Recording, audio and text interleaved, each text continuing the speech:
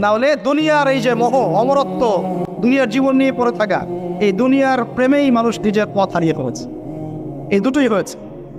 এক পর্যায়ে পিতা মাতা চলে গেলেন, ফল খেয়ে ফেললেন, যদিও বা ফল খাওয়ার কথাটা কোরআনে নাই, কোরআনে আছে তারা গাছের কাছে চলে গেলেন। কি হলো গাছের কাছে যাওয়ার পরে?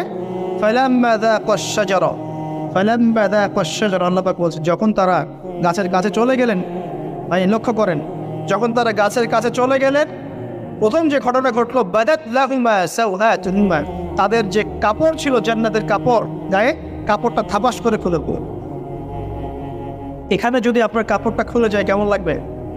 বা কেউ যদি জোর করে কাপড় আপনার খুলে ফেলে কেমন লাগবে? কেউ যদি 10 জন জোর করে ধরে আপনার কাপড় খুলে দেয় কেমন লাগবে? আপনি নিজের জীবনের চাইতে বেশি কাপড়টা ধরে রাখার দিকে মনোযোগী হবেন না? আমাদের পিতা মাতাকে শয়তান জান্নাতে ফেরেশতাদের সামনে নগ্ন করে দেয়, কাপড় খুলে